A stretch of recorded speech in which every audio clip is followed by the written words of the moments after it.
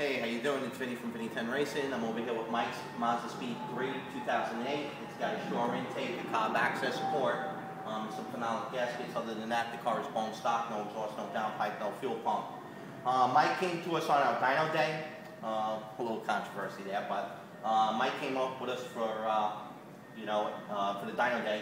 And basically, when we rolled the car, the car made like 276 horsepower, and we were like all amazed that the car made so much horsepower. Torque was about normal, but the horsepower seemed pretty high, and so we thought he was sandbagging, to be perfectly honest.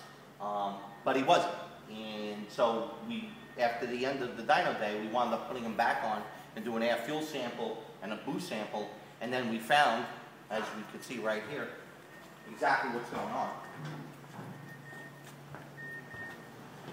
This was the factory map. It's a California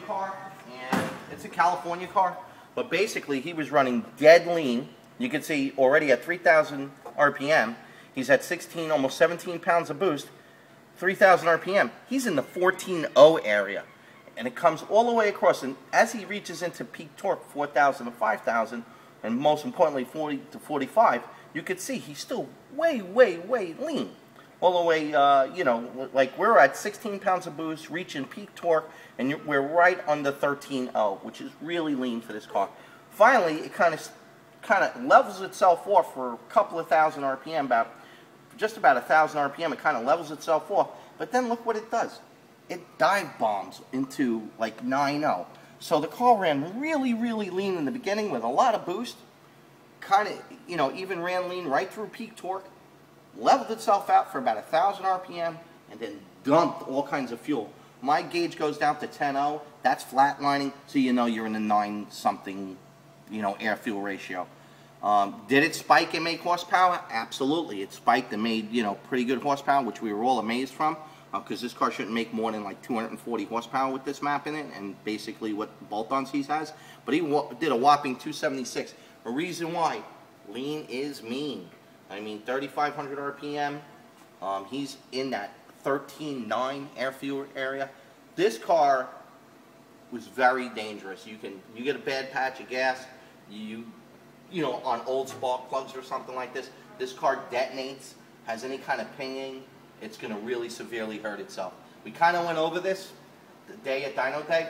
I don't think people realize, because I've seen a lot of the other guys' graphs, and they were all very wavy, and I think most people thought that was the norm.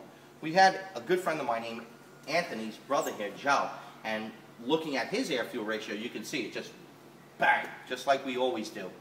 Perfect, right across the board, perfect air fuel ratio.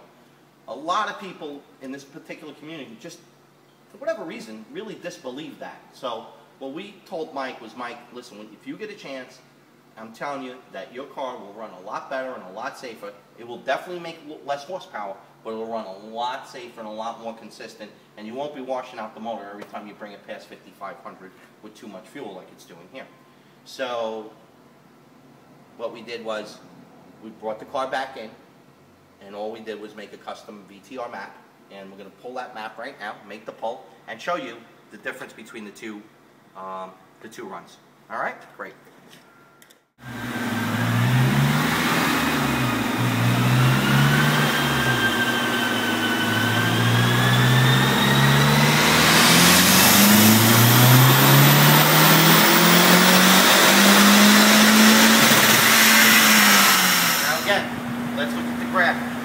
Yes, we definitely lost 30 horsepower, but look at the torque numbers. You actually increased the torque.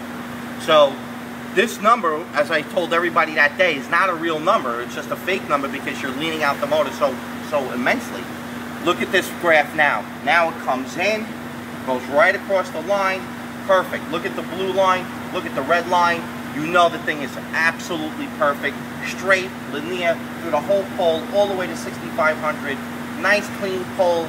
No problems, picked up even more torque. This is going to be a happy car. Even at less boost, 16.79 as opposed to 16.96, it made more torque.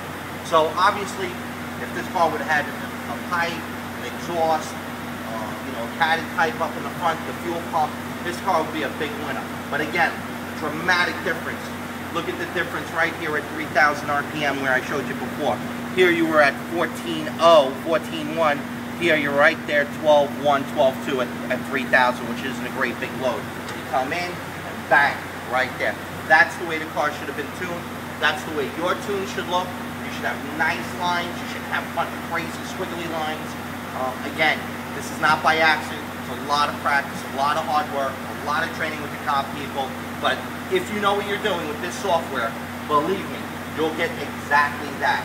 And that's how Joe's looks, and that's how Joe's brother's Anthony's looks, and that's how everyone who leaves here, whether you have a Cobb Accessport, whether you have a Hydra, whether you have a split second, whether you have an AM, it doesn't matter. When you come here to get tuned, your shit will be perfect right across. Bam. That's the way you tune. Alright? That's coming from the limp dick tuner himself.